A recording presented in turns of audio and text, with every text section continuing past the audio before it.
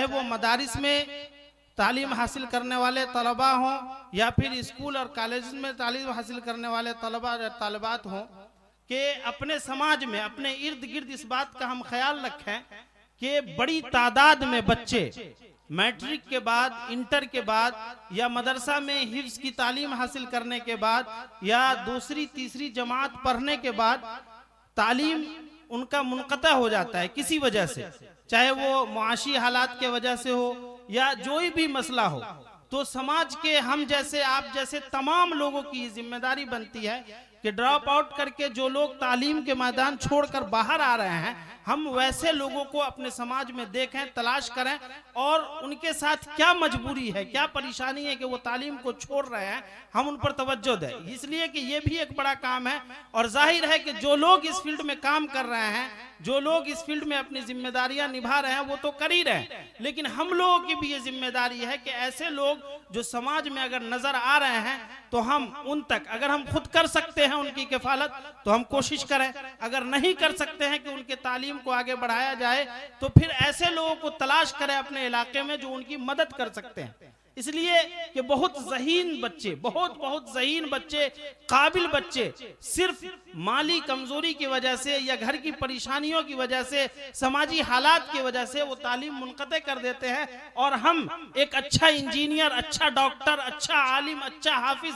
अच्छा सियासतदान हम खो देते हैं। तो इसलिए जरूरी है कि समाज में तमाम चीजें जो हो रही है, इस बीच इन चीजों का भी ख्याल रखा जाए, क्योंकि जाहिर है कि जब तक एक बेहतरीन आलिम चाहे वो जिस फील्ड का भी हो, उसको आलिम ही कहा जाता है। यहाँ उलमा किराम बैठे हैं, आलिम जो इस्तिलाह है वो सबके लिए इस्तेमाल होता है, जिस फील्ड का भी हो।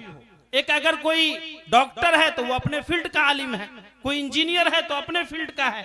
यहाँ जो उलमा किराम बैठे हैं वो दीन के आलिम है, शरीयत के आलिम है। तो हर फील्ड में उलमा की जरूरत है। पढ़े लिखे लोग होंगे समाज में जब अच्छे लोग, ज़हीन लोग और काबिल लोग आगे आएंगे तो हर मैदान में हमारा उनका साथ मिलेगा और फिर समाज बेहतर रास्ते पे आएगा और समाज में तरक्की होगी। यही वजह है कि आज हमारे बीच जब पढ़े लिखे लोग नहीं हैं तो कई ऐसे मैदानों में आप देखेंगे जहां शराबियों का कब्जा है, जहां जुआड़ियों का कब्जा है, नशेरियों का कब्जा है, जहां देखेंगे आप गुंडे और मवालियों का कब्जा है। आप सियासत के मैदान को ही देख लीजिए, पढ़े लिखे लोग इस मैदान में आगे आकर अपनी हिस्सेदारी का दावा नहीं करते हैं। आज क्या होता है कि दूसरे लोग जुआरी, कवाबी, शराब के माफिया, जमीन के माफिया और दिगर दूसरे फील्ड के माफिया इस फील्ड में आकर आगे बढ़कर सियासत में कब्जा करते हैं। नतीजा ये होता है कि पूरे समाज का बेड़ा गर्क कर देते हैं। इसलिए जरूरी है कि तमाम लोग, ऐसे अफराद जो गांव में, घर में, हमारे समाज में हैं, उनको तलाश करके उनकी हम मदद करें। दूसरी बात कि इस्लाह मुआशरा का जो मौजू है, तो इस ताल्लुक से सिर्फ एक बात मैं कहकर अपनी बात खत्म करता हूं कि सालेह मुआशरा की तश्कील में अगर सबसे बड़ा कोई रोल प्ले कर सकता है तो वो उलूम शरिया का किरदार। जब तक हमारे समाज में इस इल्म को अहमियत नहीं दी जाएगी, शरीयत के इल्म को अहमियत नहीं दी जाएगी, शरीयत मोहम्मदिया के इल्म को अहमियत नहीं दी जाएगी, कुरान और हदीस को अहमियत नहीं दी जाएगी, जब तक समाज में इस चीज को बढ़ावा नहीं दिया जाएगा, समाज सालेह कैसे होगा। अब एक चीज आप नोट कीजिए अपने समाज में, क्या समाज में एक डॉक्टर की जितनी इज्जत है उतनी ही इज्जत एक आलिम की है? क्या समाज में एक इंजीनियर की जितनी इज्जत है उतनी ही इज्जत एक हाफिज की है? क्या इस समाज में जितनी इज्जत एक साइंटिस्ट और एक सियासतदान की है उतनी ही इज्जत एक आलिम और हाफिज की है? नहीं है। क्यों नहीं है? इसलिए नहीं है कि हम खुद भी नहीं चाहते हैं कि ये मुआशरा साले हो, हम खुद भी नहीं चाहते हैं कि ये मुआशरा और मुआशरा में पलने वाले, मुआशरा में जिंदगी गुजारने वाले लोग साले।